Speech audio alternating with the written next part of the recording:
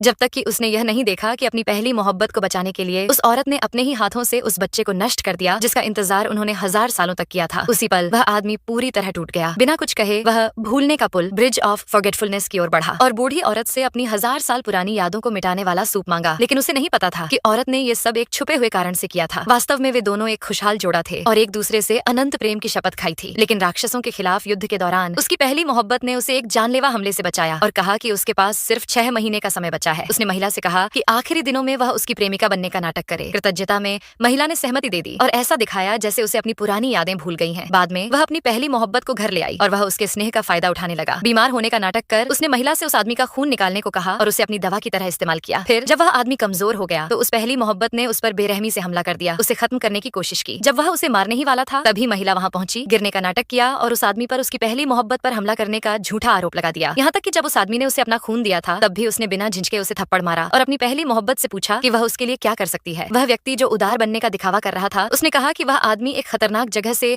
लाल कमल का फूल लेकर आए। महिला जानती थी कि यह जानलेवा है, लेकिन उसने फिर भी उसे भेजा। वह आदमी चुपचाप सब कुछ सहता रहा और सीधे खतरे में कूद पड़ा। जान जोखिम में डालते हुए वह फूल लेकर आया, लेकिन पहली मोहब्बत ने कहा कि वह सूख चुका है और उसे एक और चाहिए। उसने फिर से अपनी जान जोखिम में डालकर एक और लाल कमल ला दिया। दूसरी बार फूल देने के बाद वह आदमी बेहोश हो गया। जब वह होश में आया तो उसने अपने अनुयायियों को इस अन्याय के खिलाफ गुस्सा जताते सुना, लेकिन उसे अब भी उम्मीद थी कि महिला एक दिन अपनी यादें वापस पाएगी और उससे फिर प्यार करेगी। लेकिन एक दिन संयोग से उसने सारी सच्चाई सुन ली। महिला ने कभी अपनी यादें नहीं खोई थी, वह बस अपनी पहली मोहब्बत की आखिरी इच्छा पूरी कर रही थी। जैसे ही वह मरता, वह दिखावे के लिए यादें वापस आने का नाटक करती ताकि आदमी उसे दोष न दे। सच जानने के बाद भी उस आदमी ने महिला का सामना नहीं किया। वह बस चाहता था कि सब कुछ फिर से सामान्य हो जाए, लेकिन उसने कभी सोचा नहीं था कि उसी दिन राक्षसों का हमला होगा और महिला अपनी पहली मोहब्बत को बचाने के लिए उस पर एक मंत्र डालेगी जिससे वह स्थिर हो गया और फिर उस पर प्रहार रोकने के लिए उसके शरीर का इस्तेमाल करेगी। यह देखकर उस आदमी ने पूरी तरह से उम्मीद छोड़ दी। बाद में अपराध बोध में महिला ने एक वैद्य को उसे बचाने भेजा, लेकिन जैसे ही उसे पता चला कि उसकी पहली मोहब्बत भी घायल है, वह तुरंत उसकी मदद के लिए दौड़ी। वह यह भूल गई कि वह गर्भवती थी और उसने एक ऐसा मंत्र इस्तेमाल किया जिससे बच्चे की ऊर्जा का उपयोग उपचार के लिए हुआ। जब आदमी को इसका पता चला वह उसे रोकने दौड़ा, लेकिन महिला ने ठंडेपन से कहा कि अगर बच्चा खो भी गया तो वे दूसरा कर लेंगे, लेकिन इस समय उसके पहले प्रेमी को बचाना जरूरी है। उस पल आदमी के भीतर की आखिरी उम्मीद भी मर गई। सबसे क्रूर बात तब हुई जब महिला ने अपनी पहली मोहब्बत के विवाह प्रस्ताव को स्वीकार कर लिया। आदमी ने उसे किसी और से शादी करते हुए देखा। दिल टूटने के बाद वह उस स्थान को छोड़ गया और तय किया कि वह उनके बीच बीते हर पल को भूल जाएगा। वह भूलने का पुल पर गया, बूढ़ी औरत से सूप मांगा और बिना झिझके उसे पी गया। लेकिन ठीक उसी पल महिला जो शादी की शपथ ले रही थी, अचानक उसके सीने में एक तेज दर्द महसूस हुआ। उसकी सगाई की वह माला जो उसे उस आदमी ने दी थी चकनाचूर हो गई। समझते ही कि कुछ उसके साथ घटा है, वह दौड़ पड़ी उसे खोजने के लिए, लेकिन चाहे जितना भी उसने ढूंढा वह उसका कोई निशान फिर कभी नहीं पा सकी।